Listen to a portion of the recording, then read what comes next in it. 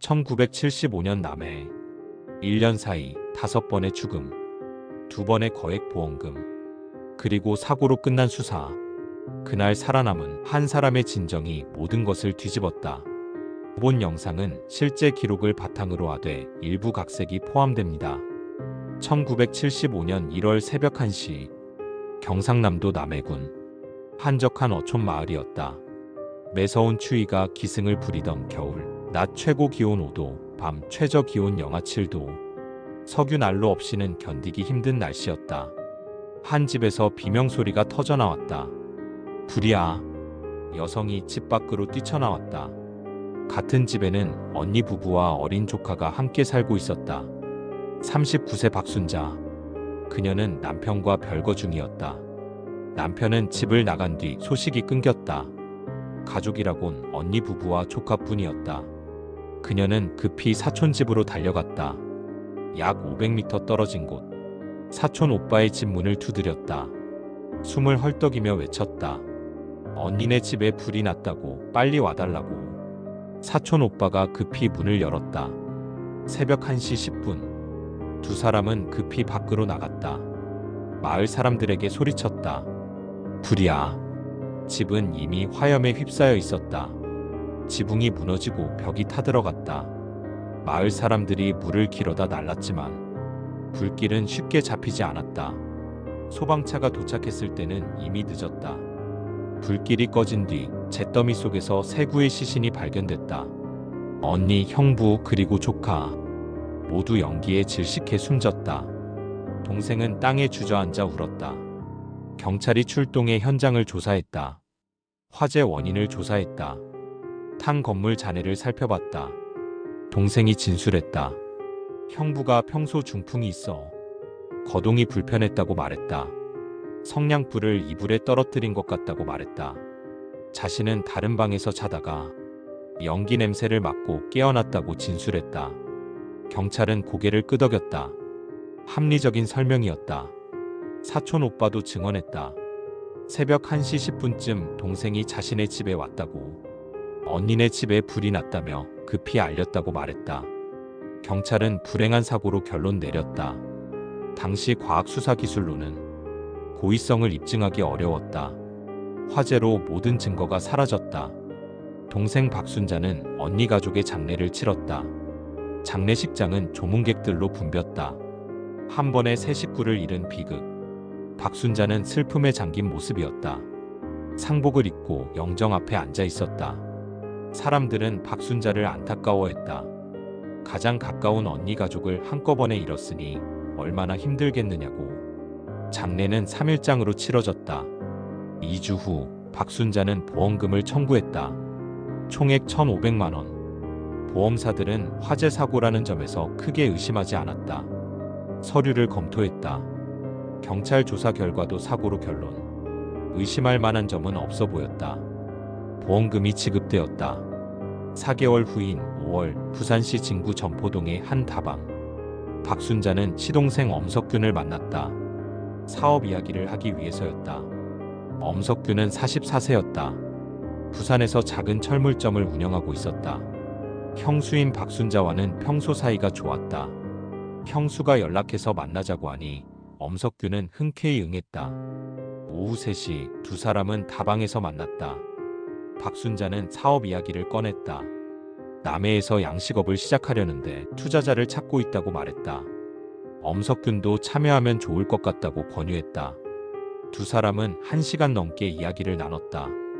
다방 주인이 차를 가져왔다. 박순자는 자연스럽게 가방을 뒤졌다. 손수건을 깜빡했다며 잠시 자리를 비웠다. 화장실에 간다고 했다. 그 사이 무슨 일이 있었는지는 나중에 밝혀졌다. 자리로 돌아왔다. 차 한 잔 뒤 그는 쓰러졌다. 5분쯤 지났을까. 엄석균의 얼굴이 굳어졌다.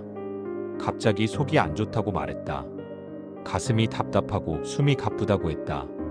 몇 분 후 엄석균이 갑자기 가슴을 움켜쥐며 의자에서 쓰러졌다. 다방 안이 술렁였다. 박순자가 소리쳤다. 누가 좀 도와달라고. 다방 주인이 급히 신고했다. 구급차가 도착했지만 엄석균은 이미 사망한 상태였다. 경찰이 출동했다.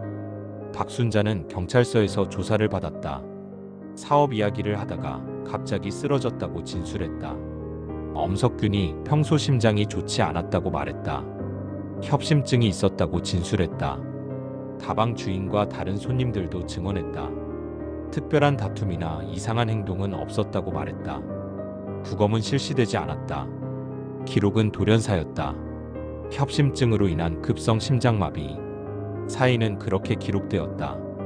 박순자는 시동생의 장례를 치렀다. 사람들은 박순자를 위로했다. 1년 사이에 언니 부부, 조카, 그리고 이제 시동생까지 잃었으니 얼마나 힘들겠느냐고. 박순자가 정말 불쌍하다고 올해만 벌써 4명이나 떠났다고 말했다. 박순자는 고개를 숙이고 눈물을 흘렸다. 한 달 후 그녀는 다시 거액의 보험금을 청구했다. 엄석균 명의로 가입되어 있던 4,400만 원짜리 사망보험. 하지만 이번에는 상황이 달랐다. 박순자는 엄석균의 아내를 찾아갔다. 400만 원의 생명보험을 들어놨다고 말했다. 인감 증명을 주면 찾아주겠다고 했다. 하지만 보험 서류를 확인해 보니 실제 보험금은 4,400만 원이었다. 박순자가 거짓말을 하고 있었던 것이다. 엄석균의 아내는 단호하게 전액을 요구했다. 인감을 내주지 않았다. 모두가 그저 불행이라 믿었지만 그녀의 주변에는 이상할 정도로 많은 죽음이 있었다. 엄석균의 아내는 처음엔 단순한 사고라고 믿었다. 남편이 돌연사로 세상을 떠난 뒤 시댁에서 들었던 그 화재 이야기가 떠올랐다. 박순자의 언니 가족이 올 초에 불로 모두 죽었다는 소식이었다. 하지만 이상한 점이 하나둘 눈에 들어왔다. 박순자 주변에서 요즘 사람들이 자꾸 죽는다는 이야기. 작년에 실종된 친구도 있다고 했다. 최수정이라는 이름이었다. 그리고 그제야 깨달았다. 1년 사이 4명이 세상을 떠났다는 것. 모두 박순자와 가까운 사람들이었고 보험금의 수익자는 언제나 박순자였다. 우연치고는 너무 많았다. 엄석균의 아내는 보험사에 신고했다. 남편의 죽음이 의심스럽다고 재조사를 요청했다. 보험사는 심각성을 깨달았고 경찰은 수사에 착수했다. 경찰은 엄석균 사건을 재조사했다. 이미 매장된 시신을 파묘해 부검을 실시했다. 하지만 사망한 지 2개월이 지난 상태였다. 부패가 심해 독극물은 검출되지 않았다. 부검인은 소견을 냈다. 독극물 검출 안 됨. 하지만 독살 가능성을 완전히 배제할 수 없음. 증거가 부족했다. 경찰은 다른 각도로 접근했다. 다방 주인을 불러 더 자세히 물었다. 그날 2사람의 행동을 자세히 기억해달라고 요청했다. 다방 주인이 증언했다. 여자분이 잠깐 자리를 비웠는데 화장실에 다녀온다고 했다고. 한 2-3분 정도 자리를 비웠다고 했다. 그 사이에 남자분은 무엇을 했는지 물었다. 그냥 앉아 계셨고 차는 안 드셨다고. 여자분이 돌아온 후에 차를 마시기 시작했고 얼마 안 있어 쓰러졌다고 증언했다. 의심스러운 타이밍이었다. 하지만 이것만으로는 증거가 부족했다. 사건은 닫혔다. 박순자는 다시 일상으로 돌아갔다. 하지만 주변의 의심은 사라지지 않았다. 사람들은 잊었다. 하지만 불길에서 살아남은 단 한 사람만은 잊지 않았다. 그때 불길에서 살아남은 한 사람이 문을 두드렸다. 언니 집 화재 당시 군 복무 중이라 살아남았던 첫째 아들이었다. 그는 1975년 여름 2년간의 군 복무를 마치고 집으로 돌아왔다. 부모님과 동생이 기다리고 있을 거라 생각했다. 하지만 그를 맞이한 것은 폐허뿐이었다. 부모님과 동생은 이미 세상을 떠났고 집은 불에 타 사라졌다. 검게 탄 기둥만 남은 집터. 그는 그 자리에 한참을 서 있었다. 그때까지 그는 아무 소식도 듣지 못했다. 군 복무 중이던 시절 가족의 사망 소식이 부대까지 닿는 일은 드물었다. 마을 사람들이 그를 위로했다. 올 초에 불이 나서 가족이 모두 돌아가셨다고. 이모인 박순자가 장례를 치렀다고. 그는 가족의 유품을 정리하기 시작했다. 무너진 기둥 사이에서 불에 그을린 서류 몇 장을 발견했다. 서류에는 낯선 이름이 적혀 있었다. 보험사, 피보험자, 수익자, 박순자. 부모님과 동생 명의의 보험이었다. 하지만 보험금을 받은 사람은 이모였다. 그는 믿을 수 없었다. 박순자는 가족이 돌아가셔서 어쩔 수 없이 자신이 수령했다고 말했다. 하지만 의심은 쉽게 사라지지 않았다. 시간이 지나며 이상한 이야기들이 들려왔다. 이모의 시동생도 친구도 모두 비슷한 시기에 세상을 떠났다는 소문이었다. 너무 많은 죽음이었다. 너무 많은 보험금이었다. 그는 결심했다. 이 일의 진실을 밝혀야 한다. 당시 경찰 조사 기록도 확인했고 주변 사람들에게도 물어봤다. 화재 당일 밤의 상황을 재구성해 보려 했다. 조사를 하면 할수록 의심은 확신으로 바뀌었다. 화재 발생 당일 밤 이모가 같은 집에 있었다는 사실, 화재 직후 이모가 이상하게 침착했다는 이웃들의 증언, 그리고 단 2주 만에 보험금을 청구했다는 사실. 그는 며칠 밤을 고민했다. 이모를 의심한다는 것이 쉽지 않았다. 하지만 가족의 죽음이 사고가 아닐지도 모른다는 생각이 머리를 떠나지 않았다.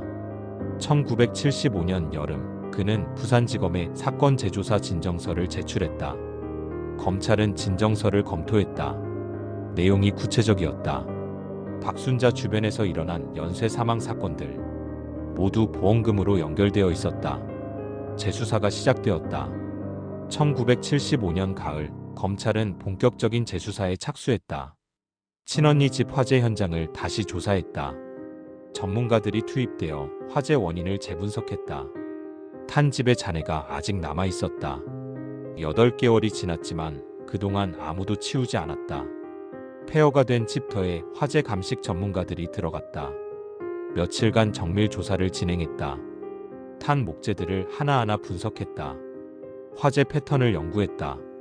분석 결과 인위적으로 석유를 뿌린 흔적이 발견되었다. 건너방 이불 잔해에서 석유 성분이 높은 농도로 검출되었다. 일반적인 난방용 석유 난로 사고라면 이렇게 높은 농도가 나올 수 없었다. 이불에 석유가 직접 부어진 것으로 추정되었다. 안방 침대 주변에서도 같은 결과가 나왔다. 화재 패턴도 이상했다. 2개의 방에서 거의 동시에 불이 시작된 것으로 보였다. 하나의 불씨에서 시작해 번진 것이 아니라 각 방에서 독립적으로 발화한 흔적이었다. 전문가의 소견이 나왔다. 방화로 볼 정황이 유력해졌다. 검찰은 당시 상황을 재구성했다. 사촌 오빠를 다시 소환했다. 박순자가 집에 온 시각을 정확히 기억해달라고 요청했다. 새벽 1시 10분쯤이었다고 증언했다. 옷에서 특별한 냄새가 나지 않았는지 물었다. 사촌 오빠는 잠시 생각했다. 그러고 보니 석유 냄새가 좀 났던 것 같다고 증언했다. 석유 냄새. 중요한 증언이었다. 검찰은 또 다른 증인도 찾았다. 화재 현장 근처에 살던 이웃 할머니였다. 할머니가 증언했다.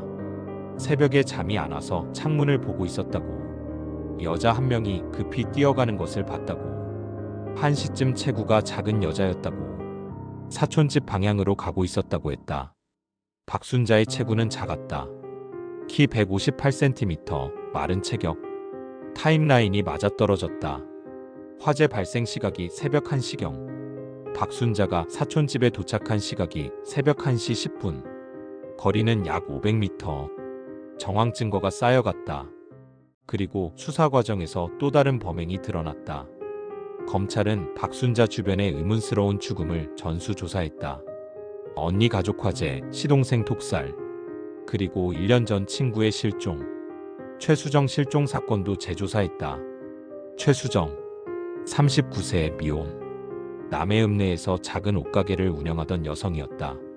박순자와는 어린 시절부터 친하게 지낸 친구였다. 최수정의 가족을 다시 만났다. 딸이 실종되기 전에 상황을 물었다. 최수정의 어머니가 증언했다. 딸이 보험에 가입했다고 하더라고. 박순자가 권유했다고. 친구니까 서로를 위해 보험을 들자고 했다고 들었다고. 보험 수익자를 확인했다. 박순자였다. 보험금은 600만 원. 검찰은 최수정이 마지막으로 목격된 날을 추적했다. 1974년 10월 어느 날 최수정은 친구를 만나러 간다고 했다. 그날 이후 행방이 묘연했다. 검찰은 박순자의 집 근처 산을 수색했다. 며칠간 이어진 수색 끝에 깊은 산속에서 여성의 시신이 발견됐다. 부패가 심했지만 옷과 소지품으로 신원을 확인할 수 있었다. 그녀는 최수정이었다. 시신을 부검했다. 이미 사망한 지 1년이 지나 명확한 독극물은 검출되지 않았다. 그러나 시동생 엄석균 사건과 유사한 화학 성분이 발견됐다. 두 사건은 같은 도구로 이어져 있었다. 이것이 박순자의 첫 번째 범행이었다. 그녀는 다시 불려왔다. 이번엔 증거가 있었다. 1975년 9월 박순자는 검찰청에 소환되었다. 조사실에 앉은 박순자는 여전히 침착했다. 하지만 검사는 준비되어 있었다. 화재 현장의 재분석 결과를 제시했다. 인위적으로 석유를 뿌린 흔적, 2개의 방에서 동시에 발화, 방화 정황, 엄석균 사건에서의 의심스러운 정황들, 최수정의 시신 발견, 그리고 무엇보다 1년 사이 4명이 사망하고 모두 박순자가 보험금을 받았다는 사실, 증거들이 쌓였다. 박순자는 처음에는 강하게 부인했다. 하지만 검사의 추궁은 계속되었다. 며칠간의 조사 끝에 박순자는 결국 자백했다. 그녀는 말했다. 제가 했습니다. 박순자는 담담한 목소리로 자신의 범행을 진술하기 시작했다. 먼저 1975년 1월 친언니 집에 방화한 일을 자백했다. 이불에 석유, 성냥 1번, 언니 가족이 잠든 사이 부엌에서 석유통을 가져왔다고 했다. 건너방에 들어가 언니와 조카의 이불에 석유를 부었다고 진술했다. 천천히 소리나지 않게 이불 전체가 석유에 젖었다고 말했다. 안방으로 가서 형부의 이불과 침대 주변에도 석유를 뿌렸다고 자백했다. 그리고 성냥을 그어 불을 질렀다고 인정했다. 건너방부터 그 다음 안방. 성냥 하나 불길이 번졌다. 새벽 1시 방은 순식간에 불바다가 됐다. 자신의 방으로 돌아가 잠든 척하다가 연기를 맞고 깨어난 척 집 밖으로 뛰쳐나갔다고 진술했다. 그리고 사촌 오빠 집으로 뛰어갔다고 자백했다. 1975년 5월 시동생 엄석균을 독살한 것도 인정했다. 다방에서 만났을 때 청산가리를 준비해 갔다고 했다. 화장실에 간다고 자리를 비웠다가 돌아온 뒤 가방을 정리하는 척하며 엄석균의 찻잔에 독을 탔다고 진술했다. 재빨리 저은 뒤 아무 일 없다는 듯 앉아 있었다. 잠시 후 엄석균이 차를 마셨다. 그리고 눈앞에서 쓰러지는 것을 지켜봤다고 자백했다. 그런데 검사가 물었다. 1년 전 실종된 친구 최수정에 대해서도 알고 있느냐고. 박순자는 잠시 침묵했다. 그리고 자백했다. 박순자는 1974년 10월에 친구 최수정을 살해한 사실도 자백했다. 최수정을 집으로 불렀다고 했다. 오랜만에 저녁을 함께 먹자고 했다고 진술했다. 저녁 식사 음식에 청산가리를 탔다고 인정했다. 최수정이 괴로워하며 쓰러지는 것을 지켜봤다고 말했다. 그날 밤 시신을 산속에 묻었다고 자백했다. 미리 준비해둔 장소에 미리 준비해둔 도구로 보험금을 노리고 친구를 죽였다고 했다. 검사실이 조용해졌다. 5명. 1년 사이 5명을 죽인 것이다. 박순자의 동기는 단순했다. 돈. 보험금을 타면 생활이 나아질 거라고 생각했다. 첫 번째 범행이 성공하자 자신감을 얻었다. 한 번의 성공은 다음 범행으로 이어졌다. 검사가 물었다. 후회하느냐고. 박순자는 잠시 생각하더니 대답했다. 후회보다는 들킬 줄 몰랐다고. 좀 더 조심했어야 했다고. 피해자들에 대한 죄책감은 전혀 없었다. 언니도 조카도 친구도 시동생도 그들에 대한 미안함은 없었다. 검사들은 박순자의 태도에 충격을 받았다. 박순자는 현장 검증에도 협조했다. 친구를 살해한 장소, 언니 집 화재 현장, 부산 다방. 그녀는 현장을 차분하게 재현했다. 최수정을 살해한 자신의 집에 갔다. 부엌에서 어떻게 독을 준비했는지 설명했다. 거실에서 최수정이 쓰러진 장소를 가리켰다. 산으로 가서 시신을 묻은 장소를 정확히 짚었다. 언니 집 화재 현장에서는 석유를 어디에 어떻게 뿌렸는지 상세히 설명했다. 건너방, 안방 순서로 불을 질렀다고 말했다. 집 밖으로 나와 사촌 집까지 뛰어갔던 길을 다시 걸었다. 10분 정도 걸렸다. 부산 다방에서는 자신이 앉았던 자리, 엄석균이 앉았던 자리를 정확히 기억했다. 화장실 갔다 돌아와 어떻게 독을 탔는지 재현했다. 수사관들은 박순자의 태도에 충격을 받았다. 가장 가까운 가족과 친구를 죽이고도 흔들리지 않는 모습? 자신과 무관한 일을 이야기하듯 진술했다. 현장 검증이 끝나고 박순자는 구치소로 이송되었다. 1976년 초 재판이 시작되었다. 부산지방법원 형사부. 방청석은 사람들로 가득 찼다. 최초로 보도된 보험금 연쇄살인 사건. 언론이 대대적으로 보도했다. 사람들은 충격에 빠졌다. 검찰은 박순자에게 사형을 구형했다. 피해자 유족들이 증언대에 섰다. 언니 집 화재에서 유일하게 살아남은 조카가 눈물을 흘리며 증언했다. 군대에서 돌아왔을 때 가족이 모두 없었다고 말했다. 부모님과 동생을 잃은 슬픔을 이야기했다. 엄석균의 아내도 증언대에 섰다. 남편을 잃은 고통을 호소했다. 최수정의 가족들도 참석했다. 1년이 넘도록 딸의 실종을 찾아 헤맸던 이야기를 들려주었다. 방청석에서도 울음소리가 터져나왔다. 변호인은 박순자가 경제적 어려움 때문에 범행을 저질렀다고 주장했다. 하지만 설득력이 없었다. 박순자 자신은 마지막 진술에서도 반성하는 모습을 보이지 않았다. 짧게 한마디만 했다. 자신도 어쩔 수 없었다고. 돈이 필요했다고. 재판부는 며칠간의 심리 끝에 판결을 내렸다. 기록에 따르면 피고인의 범행은 1974년 10월부터 1975년 5월까지 약 7개월간 계속되었다. 친구 1명, 친언니 가족 3명, 시동생 1명을 차례로 살해했다. 모두 보험금을 노린 계획적 범행이었다. 피고인은 피해자들을 신뢰와 혈연관계를 이용해 접근했고 가장 잔인한 방법으로 살해했다. 범행 후에도 진술에 반성 표현이 없었다. 법원은 사형을 선고했다. 박순자는 판결을 듣는 동안 미동도 없었다. 울음소리 속에서도 그녀만은 끝까지 무표정이었다. 박순자는 항소했다. 하지만 항소심에서도 사형이 확정되었다. 상고심도 기각되었다. 1978년 대법원에서 최종 사형 확정 판결이 내려졌다. 1983년 어느 날 새벽 서울구치소에서 박순자의 사형이 집행되었다. 범행으로부터 9년, 확정 판결로부터 5년이 지난 시점이었다. 기록은 그녀가 끝까지 담담했다고 적었다. 특별한 유언도 남기지 않았다. 참회의 말도 없었다.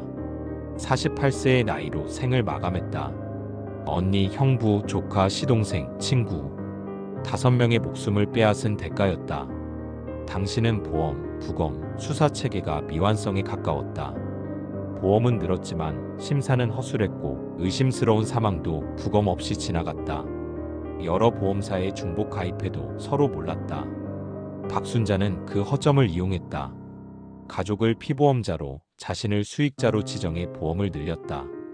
당시 세계 보험회사에 매달 총액 58만 원을 냈다. 총 보험금은 약 6천만 원이었다. 소비자 물가지수 단순 환산 시 현재 가치 약 월 600만 원, 총 15억 8천만 원 상당.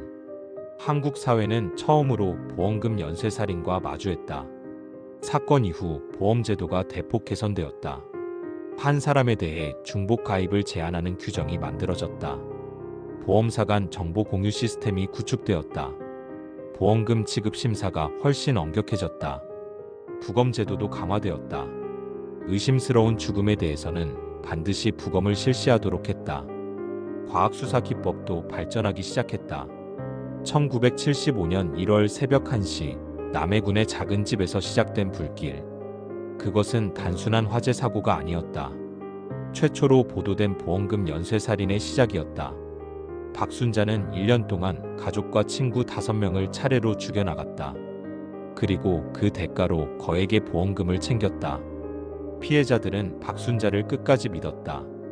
동생이었고 형수였고 이모였고 친구였기 때문이다. 하지만 박순자에게 그들은 돈으로 환산할 수 있는 대상에 불과했다. 박순자의 범행이 밝혀진 것은 조카의 용기 덕분이었다.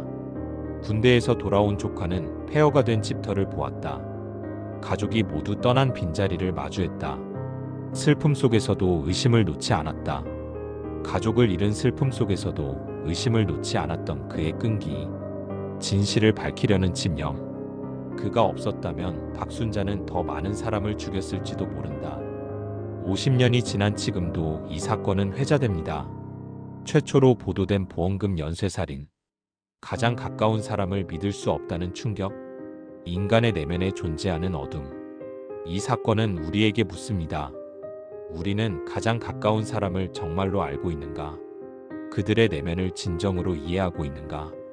박순자의 가족과 친구들은 그녀를 믿었습니다.